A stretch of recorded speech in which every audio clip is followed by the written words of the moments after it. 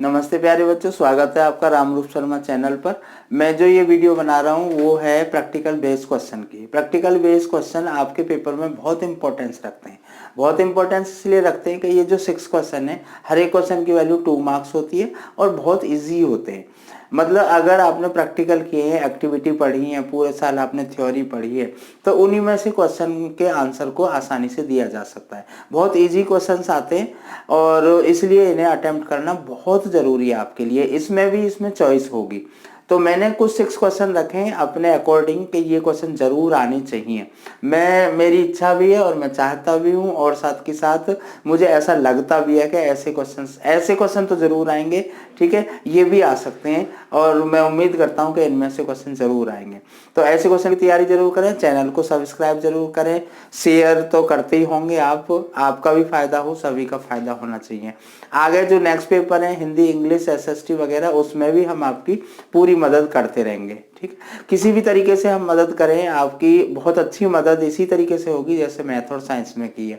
मैं 6 क्वेश्चन जो मैंने उठा के रखे हैं, ये तो आपको पता ही है कि 2 क्वेश्चन फिजिक्स के प्रैक्टिकल से होंगे, 2 क्वेश्चन केमिस्ट्री के प्रैक्टिकल से होंगे और 2 क्वेश्चन बायो के प्रैक्टिकल से होंगे।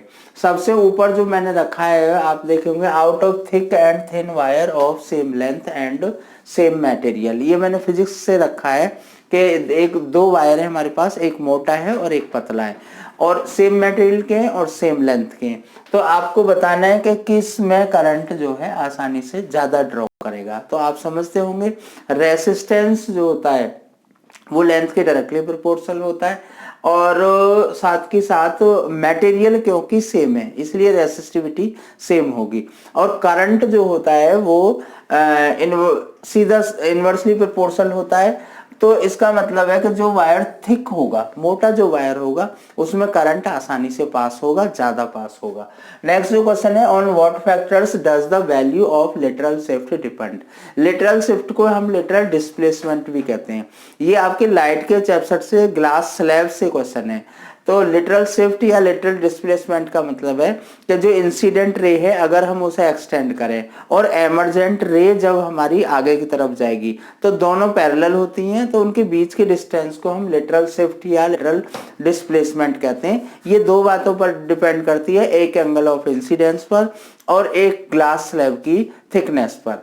नेक्स्ट जो क्वेश्चन है वो है कि what are the condition required for germination of seed. ये बायो का क्वेश्चन है, आप बहुत आसानी से जानते होंगे। जर्मिनेशन ऑफ सीड के लिए वाटर चाहिए, सॉइल चाहिए, ठीक है ना, और सीड जो है प्रॉपर अच्छा होना चाहिए, उसके सोक्ड होना चाहिए। उसके बाद में है name the gases evolve on strongly heating ferrous sulphate crystals. Ferrous sulphate crystal को अगर हम स्ट्रांगली हीटेड करें तो आपको पता होगा एक SO2 गैस और एक SO3 गैस इवॉल्व होती हैं, sulphur dioxide and sulphur trioxide. और लास्ट जो क्वेश्चन मैंने रखा है वो है आपका कि list 2 precautions that you will observe while studying the reactivity of metal.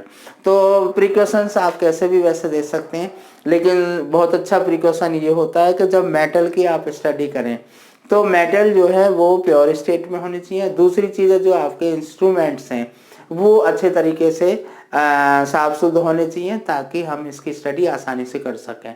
या और भी कुछ आप इसके साथ में लिख सकते हैं। एक क्वेश्चन रह गया था कि स्टोमेटा एब्सेंट क्यों होते रूट में। एक्चुअली स्टोमेटा एरियल पार्ट में होते हैं, अगर रूट में होते भी हैं तो वो मिट्टी की वजह से ब्लॉक हो जाते हैं, इसलिए रूट में स्टोमेटा एब्सेंट होते हैं। तो ये कुछ क्वेश्चंस मैंने बताए हैं, मुझे पूरी उम्मीद है कि इनमें से क्वेश्चन आने चाहिए। आप स्टडी जरूर करके जाएं, इन क्वेश्चंस को अटेम्प्ट जरूर करें। साइंस का पेपर आपका बहुत अच्छा होगा, ऐसी मेरी कामना है। और इसी के लिए मैं धन्यवाद आपको देता हूं कि आपने चैनल को बहुत अच्छे से चलाया है, देखा है, सबको शेयर किया है। आगे भी आप बने रहेंगे। Thank you very much, all the very.